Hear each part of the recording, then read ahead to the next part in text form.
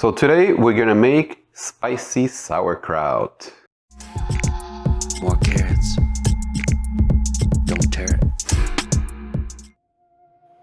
So let's begin by chopping about 1/3 of a cabbage. So about 16 ounces, since this is going in a 16-ounce mason jar. I'm only cutting about half of what I need because I don't have a big enough surface. Now it is very important to add salt. What you need is about 2% of the weight in salt. So about 2 teaspoons for 16 ounces of cabbage. I pretty much wing it here. I just sprinkle around the layers. But that comes from doing this a few times already. And then you want to massage it really well. It will start producing its own water, the mixture of cabbage and salt. As you squeeze and massage, you'll see the water being released. And you don't want to get rid of that water. That's very important. When you jar it, the whole content must be submerged in order to ferment properly.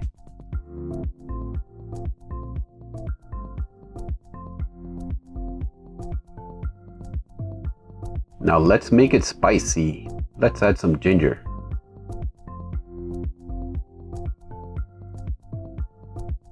As well as a clove of garlic. 1 clove is enough. Just crack it in order for the flavors to release. As the sauerkraut ferments, the flavors are just going to intensify. So now let's start transferring to the jar. And as I put them in there, I push it with a spoon, massage it well.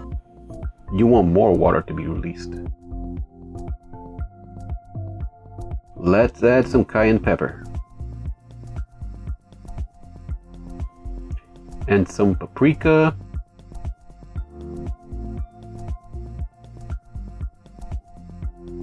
Mix it well with a spoon. Keep crushing it. So you see so far, I only cut about half of what I was going to fill. So now let's cut a little bit more and add to the jar. And check out that water. It's just going up and up. I didn't add any water. All this is from massaging, and it's the salt and the cabbage just producing that water. So let's chop some more and throw some in there. The amount of salt I had added already, it's plenty for the whole 16-ounce jar.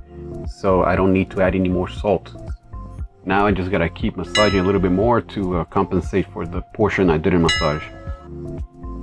At this point, you can't really go wrong.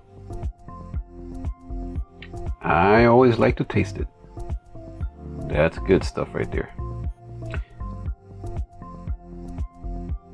So now I get one of the leaves from the cabbage, fold it in half a few times, and in order to push down the cabbage, make it submerge. You want the whole sauerkraut to be completely submerged.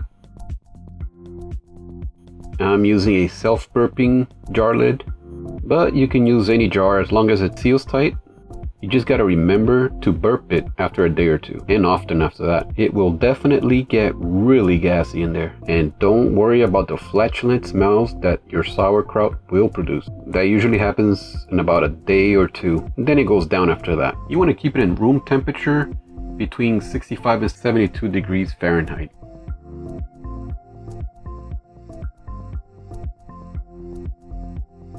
After 2 days, you can see the overflow. Gases are definitely being produced. Just look at that. Look at all those bubbles.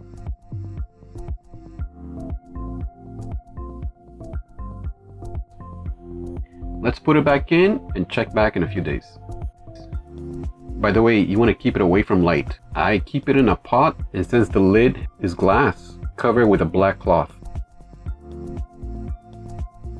It's only been a week, but it looks perfect. And since I am fresh out, I am definitely gonna eat this today. Let's give it a try.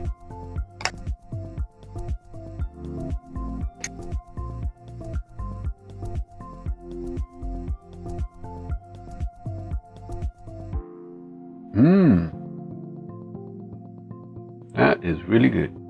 Now let's put the mason jar lid.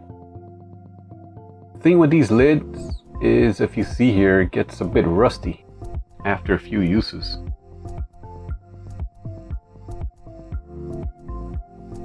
And now you can refrigerate and use it however you want. Put it on sandwiches, as a side dish. I put it on just about everything.